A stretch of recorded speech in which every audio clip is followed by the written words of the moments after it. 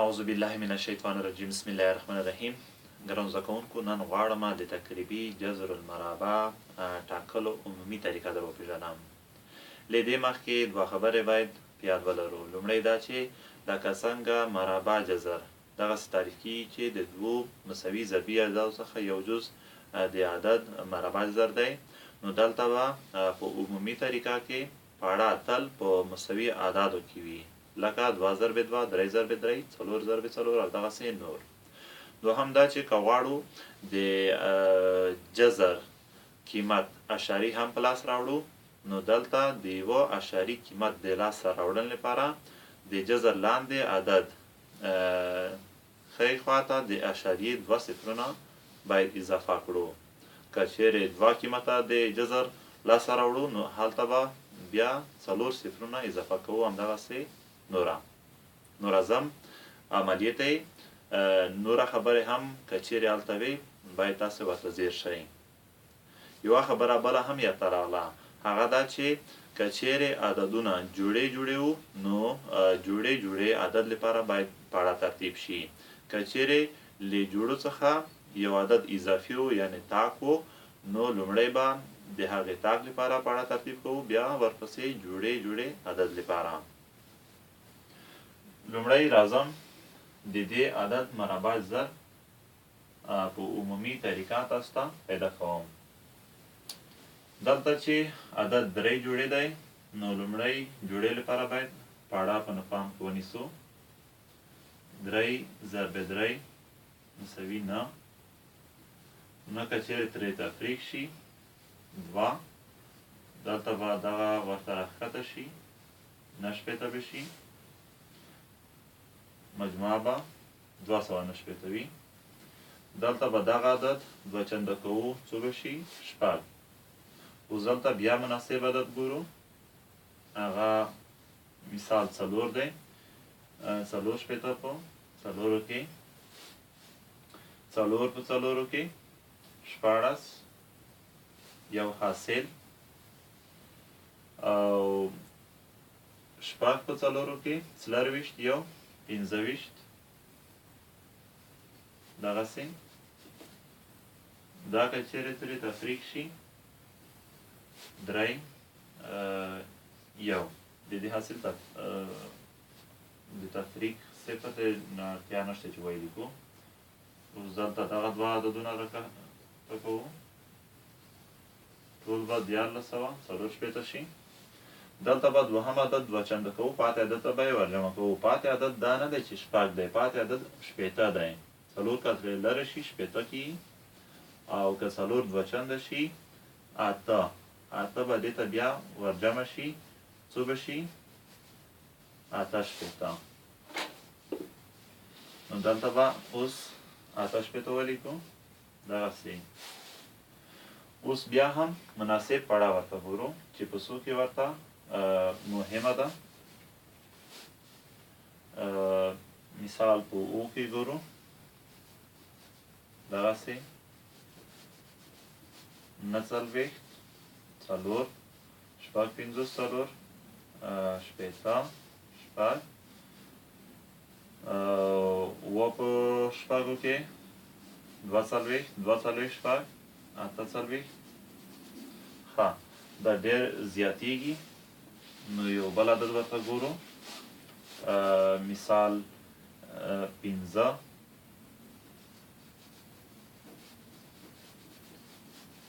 25 2 څلوېښت 2 څلوېښت 4 10 4 10.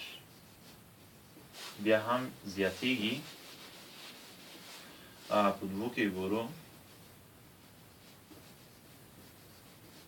4 14 یو 12 یو 14. په 2 کې مناسب دی 2 او 2. څو شو 1440 باقي 0.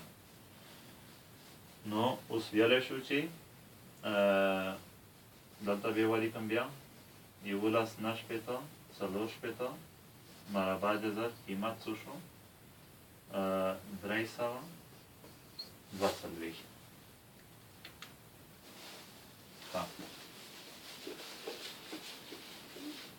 راځم بل مثال ته.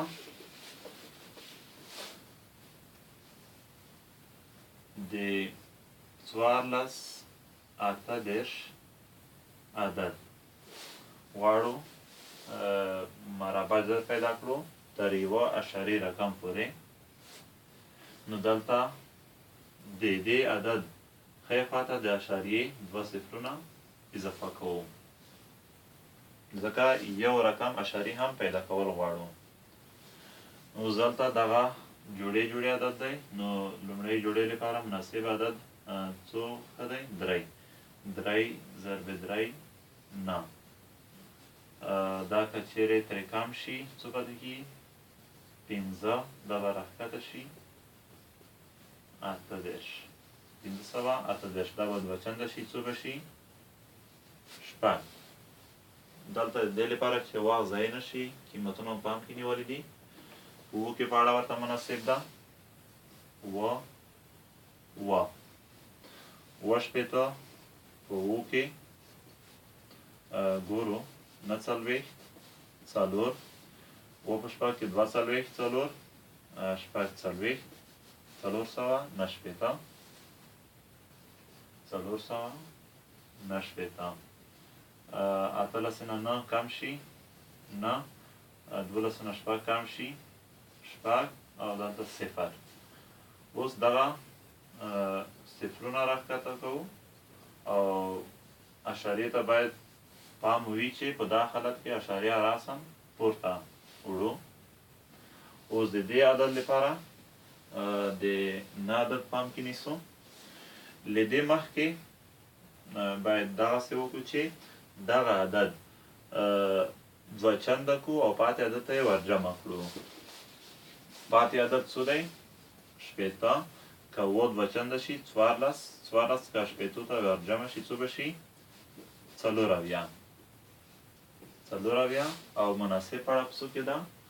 په 9 کې. تاسو دغه مثال له کتاب څخه کتلی شئ بیا.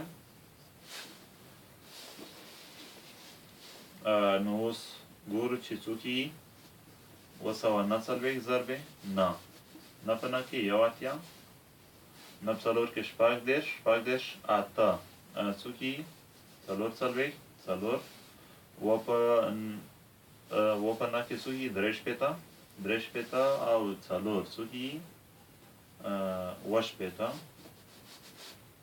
نو مناسب دی په 9 کې 7 شپېته 1 باقي څه شو؟ 0 نه کېږي بلکې دغسې لیکو لاس نه 1 لاړ شي 9. نونه 4 لاړ شي 15. یاتونه 7 لاړ شي 1 دغه 0. نو دلته ویلی شو چې د 14 تقریبي جذر المربع قیمت څو دی؟ تر یو اشاري رقم پورې 18.9. ښه، هیله ده چې په دې باندې هم پوه شوي وئ.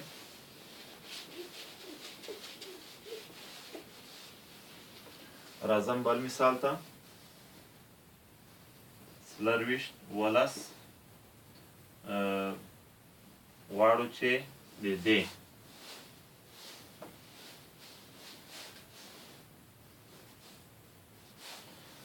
تر 2 رقمي اشاري پورې مربع ضرب پیدا کړو یا د مربع ضرب قیمت.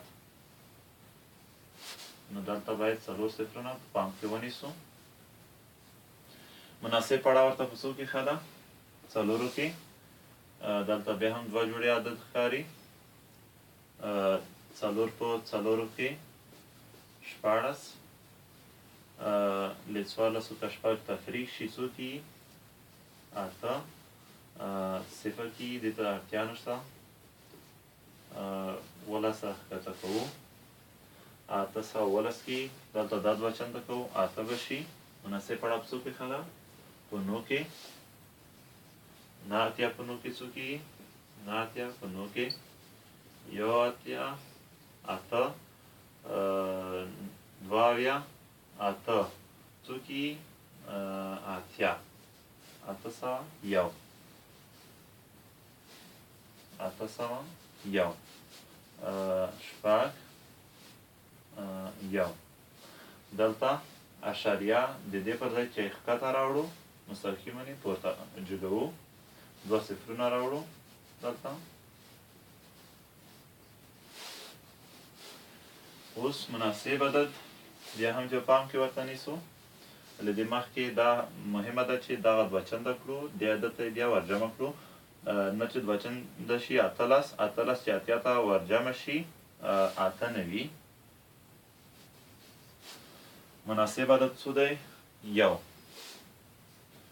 په یو کې پاړه ورکوو، نه سوه یو اتیا تفریق نه یو پنځو څخه نه نشي تللی، یو پام کې ورسره نیسو شپږ. اوس دلته دغه دوه صفرونه بیا راښکته کوو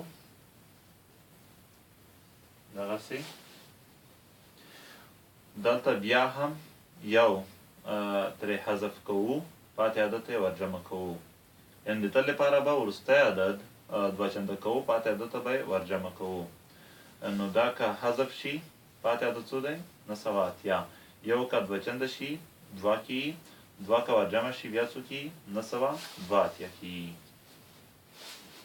نو دلته لیکمه نه سوه دوه اتیا. مناسب عدد بیا څو دی؟ شپږ.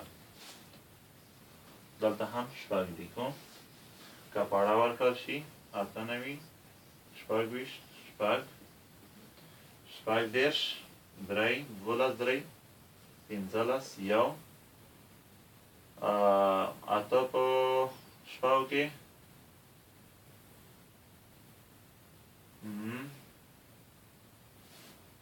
اته څلوېښت یو نه څلوېښت څلور شپږ په نه کې څلور پنځوس څلور پنځوس اته پنځوس. نو مناسب دی شپږو کې هلته مې لیکلی دی اته پنځوس نه سوه شپږ پنځوس تفریق شي څلور همدغه شان څلور دلته اته پاتې شوي یو ورکوو چې اتلس شي، اتلس نه نه لاړ شي نه، دلته صفر پاتې و یو ورکوو چې لاس شي، لس نه اته لاړ شي دوه، پنځه پاتې شول، پنځه نه پنځه صفر، لیکلو ته اړتیا نشته. نو ویلی شو چې د څلرویشتو او ولسو تقریبي مربع جذر څو دی؟ نه څلوېښت اعشاریه شپاړس. ګرانو زده کوونکو دغه دوه مثالونه هم تاسې له ځان سره یاداشت کړئ تر څو معلومات مو نوره هم زیات شي. درس دې په همدغه ځای بس وي، بیا چې له یوه نوي درس سره حاضرېږم د الله په امان.